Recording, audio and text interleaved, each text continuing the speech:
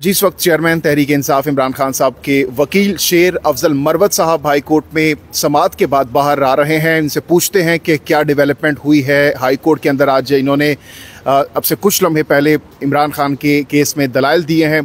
क्या खुशखबरी है, क्या दलाइल दिए हैं, कोई रिलीफ मिला है आज शेर अफजल मरवत साहब? जी बहुत शुक्रिया। आज चेयरमैन PTI के जो ट्रायल का हुक्मनामा जारी किया वजारत कानून व इंसाफ ने, जिसमें उन्होंने कहा कि जी हम ये NOC दे रहे हैं कि हमें इतराज़ नहीं है चेयरमैन PTI के साइफर केस में ट्रायल का अटक जेल में होने पे।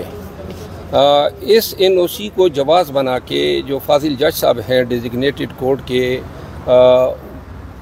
वो चले गए अगले रोज़ और वहाँ पे उन्होंने जेल में समाअत की। इस हवाले से कानूनी नुकात उठाए हमने रिट पिटीशन में चेयरमैन PTI की तरफ से। पहला सवाल इसमें ये उठा कि नो ऑब्जेक्शन सर्टिफिकेट जो है ये हुक्मनामा तो नहीं है, वजारत कानून से ये NOC किस कानून के तहत मांगा गया, कानून इस पर खामोश है। फिर अगर कोई कहता है मुझे इतराज़ नहीं है तो इसका ये मतलब नहीं होता है कि जी अब ये हुक्मनामा तस्वुर किया जाए और आप ट्रायल दूसरे सूबे में ले जाएँ। अटक पंजाब में फ़ाल करता है और इस्लामाबाद से पंजाब में ट्रायल सिर्फ एक ही इख्तियार है आर्टिकल 186A के तहत सुप्रीम कोर्ट ऑफ पाकिस्तान को। सुप्रीम कोर्ट ऑफ पाकिस्तान ने ऐसा कोई हुक्मनामा जारी नहीं किया। ये इख्तियार जो है वजारत कानून के नाम पे वफाकी हुकूमत ने जो है एक्सरसाइज कर ली है। दूसरी बात ये है कि अगर एक ट्रायल जो कि इस्लामाबाद के हैं वो अगर सुबह पंजाब में इनका इनेकाद होता है तो कानूनी तौर पर पंजाब में किए गए ट्रायल की अपीलें रिवीजन तमाम जो हैं वो लाहौर हाई कोर्ट के सामने दायर होंगी। तो इसका मतलब ये है कि इस्लामाबाद हाई कोर्ट की जो जुरिस्डिक्शन है उसको भी सबोटाज किया गया। तीसरी बात यह है कि ये इख्तियार कानून में दफ़ा 9 ज़ब्त फौजदारी के तहत प्रोविंशियल या फेडरल गवर्नमेंट को है और उसके लिए भी ज़रूरी है कि जो मजाज अदालत हैं जहाँ पे ट्रायल हो रहे हैं उसकी कंसेंट ली जा चुकी हो। इस केस में न कोई कंसेंट ली गई, क्योंकि कल ही मैं मुतल्लिका फाजिल जज साहब के सामने पेश हुआ और उन्होंने इसकी तस्दीक की कि उनसे कोई कंसेंट नहीं ली गई।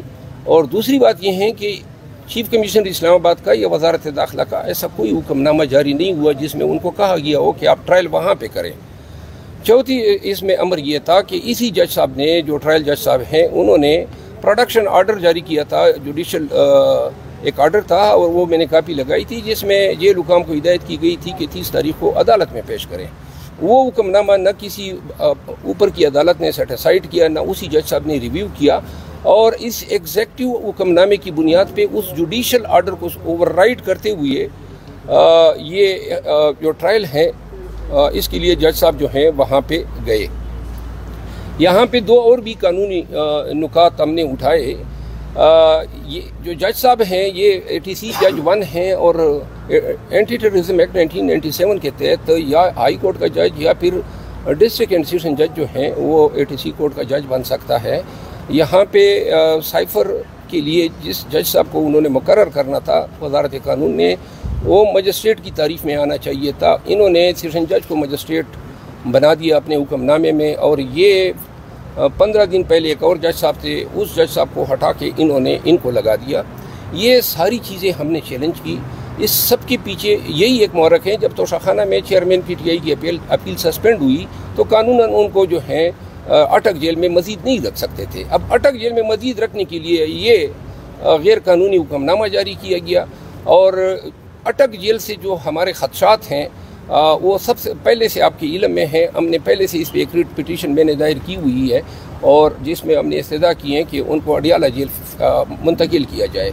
इन सब तमाम बातों के पीछे इन्होंने एक कुर्बानी भी दी और कुर्बानी ये कि चेयरमैन PTI को अदालत और लोगों के सामने आने से रोकने के लिए FIA ने इनका कोई फ़िज़िकल रिमांड तलब ही नहीं किया, जबकि शाह महमूद कुरैशी का 11 दिन तक इन्होंने फ़िज़िकल रिमांड लिया। जो प्रिंसिपल एक्यूज़ड हैं उनके ख्याल में उसका रिमांड तलब न किया जाना ये भी इनकी बदनीयती को ज़ाहिर करता है, क्योंकि ये नहीं चाहते थे कि चेयरमैन PTI पब्लिक के सामने आए, अदालत में आए, वहाँ उन तक उनके वकला और उनके रफ़ाकार की रसाई हो।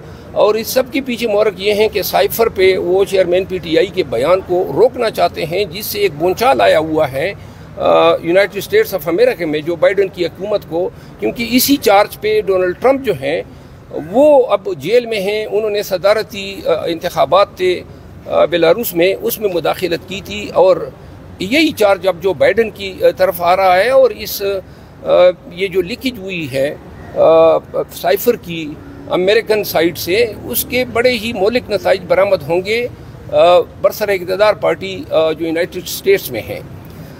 ان تمام گزارشات کو سننے کے بعد عدالت نے جو ہے ریٹ ایڈمٹ کی، اور ساتھ میں انہوں نے یہ بھی حکم دیا کہ جو ہم نے جیل کے حوالے سے جو ریٹ کی تھی اسی کے ساتھ اس کو اگلے ہفتے لگائیں گے۔ اچھا سر، یہ جو درخواست تھی وہ سپریم کورٹ نے آج خارج کر دی ہے، ابھی خبر ہے اس کے حوالے سے کیا کہیں گے آپ؟ جی، سپریم کورٹ آف پاکستان کا فیصلہ حتمی تھا 14 مئی۔ یہ الیکشن نہ کروانے کے جو امپلیکیشنز ہیں اس فیصلے کی پامالی کے، یہ اس سے اتنی جلدی الیکشن کمیشن کی جان نہیں چھوٹے گی اور نہ اس وقت کی حکومت کی۔